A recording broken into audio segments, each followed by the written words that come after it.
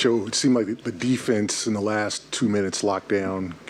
What did they do to kind of limit Miami? And then offensively, what did you guys think of how you execute in the fourth quarter? I thought our guys' really intentionality on both ends of the floor was really good. We obviously got outshot, which long term isn't a recipe for success, especially with 14 offensive rebounds.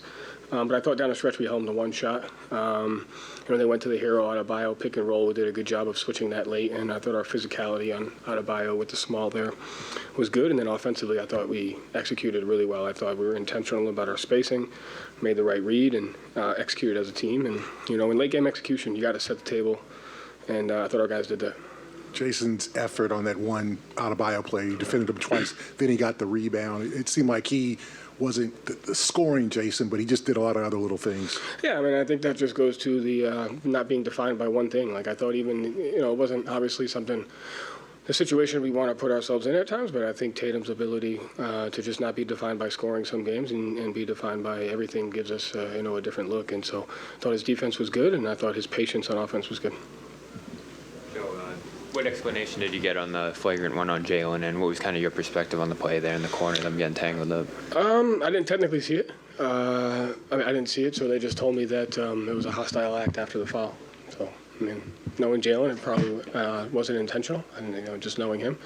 But it was a good moment for us because you're on the road and, something, making mistakes, something like that happens, and we have an opportunity to decide how we're going to respond to it as a 5-point play, and I thought we handled it really well down the stretch. Physicality of this game. Yeah, it's amazing. You don't get a ton of those during the regular season, it seems like. What do you get out of something like that, especially for your team? Reps. Reps of how it's going to be, reps how it should be. And I thought we owned our space, got to our spots, got to our spacing. A couple late-game offensive rebounds that gave us a second chance. And like I said, each game presents a theme, something that we need to learn. And I thought we learned that our offensive execution, setting the table before you eat in a late game, I thought our offensive spacing, I thought our physicality, I thought all those things were great most of the game. You guys went after Duncan Robinson a lot, and he was really fighting for position, after catch, all that kind of stuff. I feel like you guys, a lot of the time it can be easy that you're able to find someone to target and you just have a huge physical advantage. But when you're going up against a team, it's like even their quote-unquote weakest defender is fighting you guys tooth and nail. How does that push you guys? One, it forces us to look at the second and third layer of our offense, which at the end of the game, we went to the empty side pick and roll with Robinson, and then we got the second side to the pin down for JB, and he got the three. And so just understanding that the times that we are attacking a matchup, there's times where that matchup is we want to get something out of it, but there's times where we use it as leverage for the second and third layer of where we're trying to get to, because the defense stays compromised throughout the entire possession now that we have what we want. And so our guys are starting to understand the layers, the second and third layer of an action, especially versus a matchup. Credit to them. There were a few plays where JT would almost have everyone abandon the play because he saw a way that he could attack a cross match to get an open shot for others. And then at the end of the game, how has he evolved from just I know what I should be attacking to how can I kind of manipulate the situation? Yeah, I think that's what we're defining as a team, that fine balance of thinking fast but executing slow, right?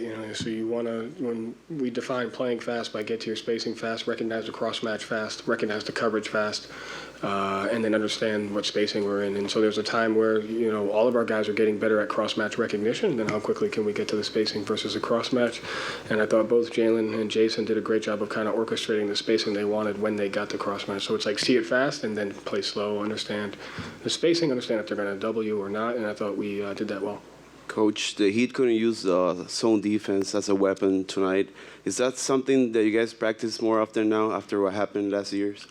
We have a little bit of different personnel, so we have a different type of attack versus the zone. And so it gives us, obviously it's just different. So our zone offense is kind of dictated towards our personnel,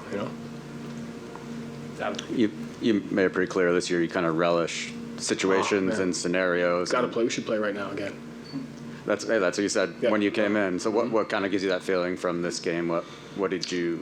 Just the intensity, just the physicality. I thought I enjoy watching physicality with poise, and I thought our guys had that throughout tonight. You obviously need to rise to the occasion. And I thought, it goes back to like the expectation. Like we said at halftime, said before the game, like expect it to be hard, expect it to be difficult. Don't wish for it to be anything other than what it is, and make sure you respond accordingly. And so I thought our guys' physicality and poise was great throughout the game, even when it wasn't going our way, because that's going to happen.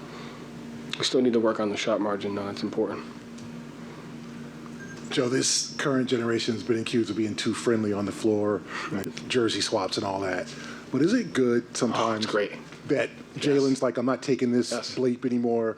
Like, even if he's not, as long as you obviously want to play within the rules and you don't want to cost yourself technically points, or you don't want to cost yourself opportunities, but there is something to that, absolutely. Like, we need to have a certain level of friction in moments. There needs to be passion, and I thought they handled it really well. I really liked the altercation at the free throw line afterwards. I thought that was tremendous, and it was great for us.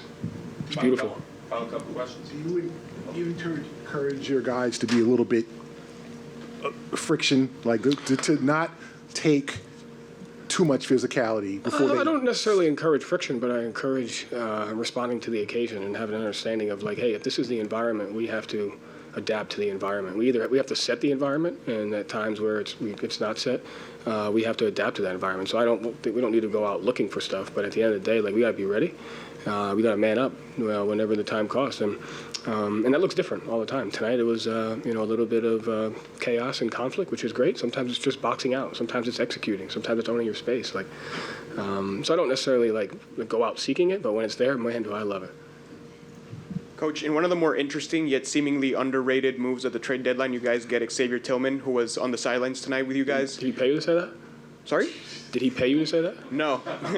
It's just people are not really talking about it, and it's a great move. Yeah. What did you see in him that really fits with your team and that, made you want to go after him at the trade deadline? His passing ability, his rim protection, his defense, his ability to both play kind of drop and pick and roll, and he kind of fits that mold of what our bigs are, to where he can do different things. He could switch pick and rolls, he could play drop. So he's versatile as far as defensively, and obviously another big body who can screen on the offensive end. He can pass in some of the off-ball stuff, and you can play him alongside Al and KP to when we have our double big lineups, which Luke and Nimi have done a great job of. So just kind of gives us that extra protection, gives us that defensive versatility in our bigs, and gives us another guy that we can go to when we want to, have matchups. Final question, Carl. Joe, Kristaps had a big first half. How did getting the ball to him in the middle at the free throw line so he could attack and get some easy looks help you guys? Yeah, I mean, that kind of goes back to what we talked about with compromising the defense. And so I thought our guys are doing a good job of recognizing his coverage. Teams have been really switching us and picking us up high and being physical with us, and we're doing a good job of handling that. Getting to our spacing tonight, they veered, and we noticed it on point, and then we got to that spacing quickly. And understanding 8 seconds on the shot clock with a compromised matchup is a pace that we want to be in. We just have to execute. And KP did a good job of executing there. And I think that's what our guys are continuing to understand, is how they positively impact each other. Matchups are going to be a certain way because of the personnel that we have. How do we attack them as a team, and how do we realize that we positively impact each other? Thank you, Joe. Thanks.